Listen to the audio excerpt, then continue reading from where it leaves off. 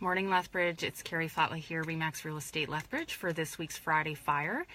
I want to talk about the real estate market today and dig into some numbers, which I think is really important, and a couple other little updates. Before I get started, I would like to acknowledge the tragedy with the Humboldt Broncos last week. Been in tears many times watching and reading about that. It's just heartbreaking as a parent to see that. So heart goes out to them. What's going on this week with Karri Flatla and Associates? Well, on a personal level, I might be getting my braces off in a couple of months. The technician did not want to give me a date when I was there this week, but that's exciting for me, not exciting for you, but I might get the railroad tracks off by summer, which would be sooner than planned. So I can't even tell you how excited I am about that, given that, I like to eat whatever I want, including like a nice steak once a week, and it's very difficult with braces. So anyway, that's exciting. Next week, Regan and I are hosting our invitation-only client appreciation event, so we're super excited about that. We are planning on great attendance, just a little something extra that we do for our clients here in Lethbridge. So I'm just thrilled about the response we've had to that invitation-only event. Numbers, what's going on? We've had a long winter. People are getting cranky. They're getting really cranky because it seems to be flipping like a switch. One day it's spring, the next day it's winter. One day it's spring, the next day it snows again. I think what's on everybody's mind right now in the real estate world is this impacting the Lethbridge real estate market? And then for the consumer, it's creating some hesitation about whether or not to make a move. Should I sell my house? Should I wait till the weather's good? All that kind of thing. So I kind of want to talk about some of the not so great numbers that I'm seeing first, and then I'm going to give you the good things that I'm seeing on our side of the desk with Regan and I. So what is going on? Let's talk about the economy. We have what's being called a constitutional crisis here in Canada right now with Kinder Morgan pipeline, although in my opinion, we've had a crisis with pipelines in Canada for a while. Energy East was canceled. We didn't get Keystone done, all those kinds of things. So I know here in Lethbridge, we tend to disregard the importance of our energy sector a little bit because we don't feel the impacts as sharply or bluntly as, say, up in Calgary and Fort Mac and Red Deer and some of those more energy-driven economies. But, Rex Murphy made a good point, is energy is the underwriter of the Canadian economy. And my fear, and I say this cautiously, but my fear is that regardless if Kinder Morgan gets through, and we don't know yet if that's going to happen, Kinder Morgan is waiting to see what our governments do. I think investor confidence is irreparably damaged in Canada right now. It's been shaky for a while. I think this could be the unraveling of something bigger. So I don't want to be doom and gloom, but we have to be realistic about the grim possibilities of what investors are thinking about right now in how they're accountable to their shareholders. And that's just an economic reality. It's funny with economics because it's numbers, but it's not. Confidence is at least 50% of the game in any economic situation. And confidence is decimated right now in Canada. So if that confidence can't somehow be restored, and to be honest, I don't know how they're going to do that, we might need to brace ourselves. So just keep that in the back of your mind. I know Lethbridge is not an oil-driven economy, but all of these things have ripple effects into consumer confidence, into all the subsidiary sectors that support energy. We just have to be thinking about that. So what's happening on the ground in Lethbridge? Last year, at the end of 2017, and you can find that market recap on my blog at karriflatla.com, For the first time in 7 years, we saw the number of sales in the city of Lethbridge pull back by, depending how you crunch the numbers, 5%-ish, let's say. And just to explain and be more specific is I don't look at the board numbers, which covers quite a large geographic region in southern Alberta. I'm interested in city of Lethbridge numbers, okay? I think that's a more accurate reflection of what our buyers and sellers are dealing with. So is that pullback still happening? January, February, March is our Q1. So we're middle of April. So I'm looking at the numbers now. And yeah, we've had a long winter. When it gets cold, people don't want to go look at houses, all that kind of thing. But I've got 3 months of data now. And we're down. Sales are down in Lethbridge.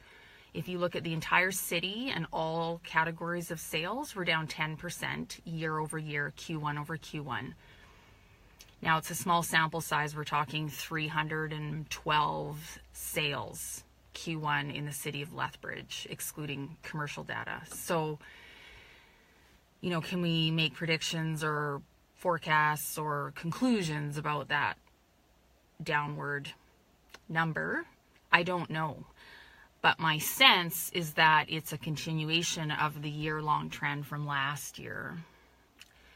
Now, last year, people were saying, oh, Lethbridge is going to be, you know, Lethbridge real estate is going to bounce back next year in 2018. It's going to be so great. You know, builders are planning to build, I think it was like 650 to 700 new builds this year, all that kind of thing. No pullback. But the numbers on our MLS just aren't reflecting that. And the proof is in the pudding. So I always look at absorption rates because supply and demand is a major driver of price on a residential home. And in anything, in any economy, supply and demand is what drives everything. If you have more product than buyers to buy the product, the prices get pushed down. If you have less product and more buyers, then the prices get pushed up. And it just goes back and forth like that. When I look at absorption rates or months inventory in the city of Lethbridge, I try to break it down into price categories because we just intuitively know that there are certain price points that are more desirable and we have more buyers who can afford those price points. And so it's really important when you're talking about absorption rates to look at these different price categories because they swing wildly in Lethbridge. This year, we're seeing a softening across almost all price points. So usually I can very confidently say, look, anything under $300,000 in Lethbridge, especially downtown south, West Lethbridge, entry-level detached homes, you know, if it shows well, it's priced well, it's presented well, marketed well, negotiated, all that kind of stuff, it's going to sell. It's going to be a great story. This spring, I'm a little more cautious. So I'll give you the numbers. From 200 to 300,000, we have 5.4 months inventory, and I just pulled these numbers a couple days ago, and I use a 3-month rolling average. So I look at the past 90 days of sales and average it out. 5.4 months inventory is actually a bit high for the 200 to 300 by middle of April. That's high. Usually you'll see that more around like 4.5 months. So it's not bad, but we're pushing toward a buyer's market there. It's pushing. 300 to 400,000, 8.5 months inventory. That's soft. No two ways about it. $400,000 to $500,000 homes, 10 months inventory. Doesn't surprise me. We have a lot of new construction in that price point, and there doesn't look to be any slowing down on those permits being pulled and the foundations being poured from what I can see. $500,000 to $600,000, it gets spooky. 18 months inventory, and it just kind of goes from there. Overall in the city, combining all those price points, all types of residential property, 7.5 months inventory, which by almost any standard I can think of, that is a soft market. That is the buyer's market. For spring, 7.5 months inventory is high. Okay, so combining that with the fact we're still seeing that pullback on sales volume, that happened last year. It's now coming into the end of Q1, and that's still happening. So are we going to rebound if it suddenly gets really nice outside? I don't know.